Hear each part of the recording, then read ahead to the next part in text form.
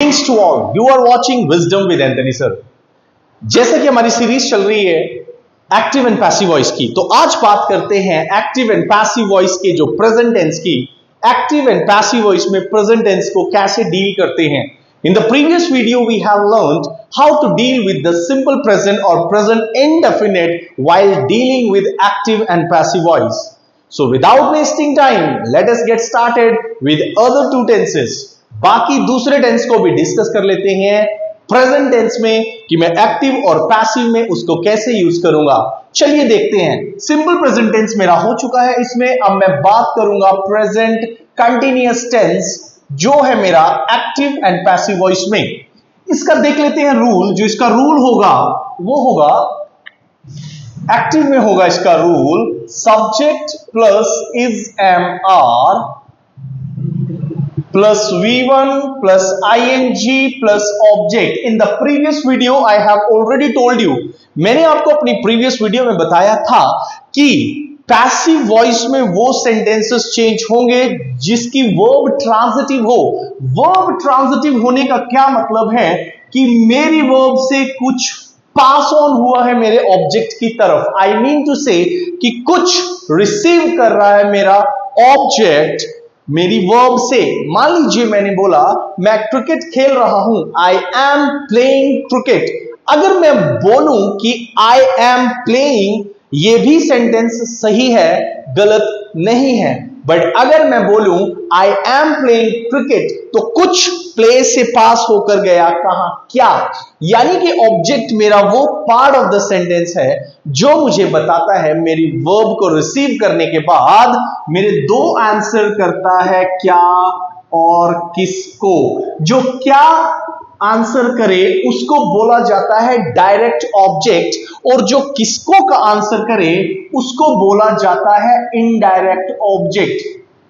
Right, indirect object में आते हैं me, us, you, them, it, you.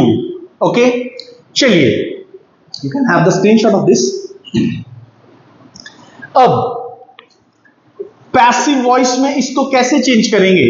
मेरा सब्जेक्ट बन जाएगा ऑब्जेक्ट, और ऑब्जेक्ट को ले आऊंगा मैं सब्जेक्ट की जगह। जैसे object plus is am are plus being. ये बीइंग यहां बहुत जरूरी है। अगर मैं इस बीइंग को यहां ना रखूं या ना लिखूं तो ये मेरा नहीं होगा पैसिव वॉइस में। So object plus is am are plus being. मैंने बताया था always to use third form of verb. हमेशा पैसिव वॉइस में यूज करें third form of verb in order to make a complete sense. मैं subject को ले गया ऑब्जेक्ट की जगह और ऑब्जेक्ट को ले आया मैं सब्जेक्ट की जगह। मान लीजिए मैं अगर सेम एग्जांपल यहां पर कोट करना चाहूं तो मैं बोलूंगा आई एम प्लेइंग क्रिकेट। क्या खेल रहा हूं? क्रिकेट खेल रहा हूं।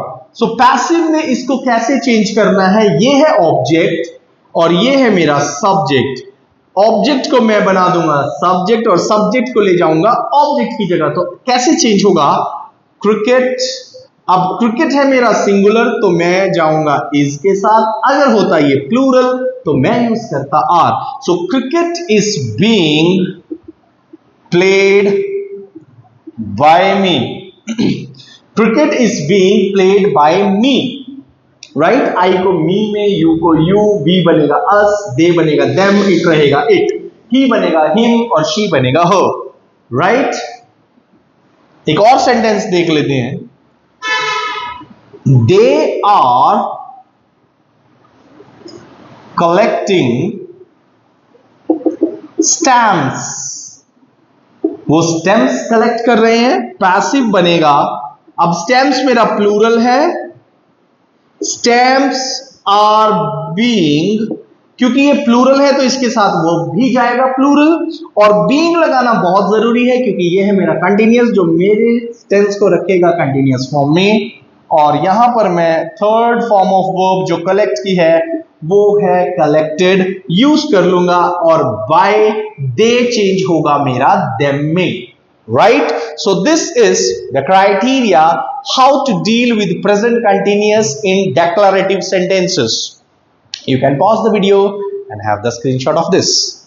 Okay, let us move further. अब इसी टेंस में अगर मुझे इंटेरोगेटिव सेंटेंसेस की बात करनी हो, राइट, इसी टेंस के अंदर मैं इंटेरोगेटिव सेंटेंसेस को कैसे उठाऊंगा? मैं उठाऊंगा ऐसे। मान लीजिए एक्टिव में मुझे इसका एग्जांपल लेना है, सो ये बनेगा इज, एम, आर, ओहो, wait, is, am, are plus subject plus V1 plus ING plus object और question mark, right. Passive voice में मैं इसको चेंज कैसे करूंगा? इज, एम, आर को मैं इज, एम, आर की जगह ही रखूंगा, सब्जेक्ट की जगह ऑब्जेक्ट, और ऑब्जेक्ट बन जाएगा मेरा subject, right. Is, am, are ये डिपेंड करेगा मेरे ऑब्जेक्ट पर। अगर मेरा ऑब्जेक्ट हुआ सिंगुलर तो मैं यूज करूंगा इज, और अगर मेरा ऑब्जेक्ट हुआ प्लूरल तो मैं यूज करूंगा आर, क्योंकि what the rule says of English, singular verb is always agreed with the singular subject and on the other hand plural verb is agreed with the plural subject. इसका मतलब क्या है? Singular verb हमेशा singular subject के साथ ही agree करती है, तालमेल बनाती है, और प्लूरल वर्ब हमेशा प्लूरल सब्जेक्ट के साथ ही तालमेल बनाती है, right. So is, am, are plus object, मैं ये बीइंग जरूर यूज करूंगा जो कि एक्चुअल में मेरे टेंस को रखेगा कंटीन्यूअस फॉर्म में, और third form of verb soon after this, और सब्जेक्ट को मैं ले गया लास्ट में। एक इंपॉर्टेंट बात जो एक्टिव पैसिव में बहुत लोग मिस कर देते हैं, and the most important thing is that ना टेंस चेंज करना है ना ही sense. I repeat, neither tense nor sense are to be changed in passive voice. Passive voice में ना टेंस चेंज करें ना सेंस, क्वेश्चन मार्क को क्वेश्चन मार्क ही रखें। एग्जाम्पल होगा इसका एक, एम आई कॉलिंग यू, क्या मैं तुम्हें बुला रहा हूं? पैसिव वॉइस में आप इसको कैसे बोलेंगे? अब यू के साथ एग्री नहीं करता एम, यू के साथ एग्री करता है आर, सो आंसर होगा are you being, being is must, right. Being is must in continuous form while changing it into passive voice. Passive voice में जरूर बीइंग को रखना ही रखना है to make it a complete sense. Are you being called by, I को change करना है मी में, और सेंस को रखने के लिए सेम मुझे यहां पर यूज करना है क्वेश्चन मार्क। मेरा टेंस भी हुआ सेम प्रेजेंट कंटिन्यूअस, और मेरी सेंस भी हुई same, right. I hope you are all getting. एक एग्जाम्पल आपको करने के लिए मैं दे देता हूं, चेंज करें इसको।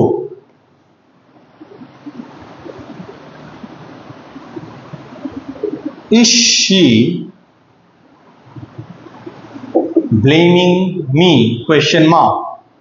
Is she blaming me? इसको चेंज करें पैसिव में, and okay, thank you, double is हो गया था। Is she blaming me? And you can answer me this question in the comment box while changing it into passive voice without changing the tense and sense. So till then, take care, keep learning, take care of your health, bye bye.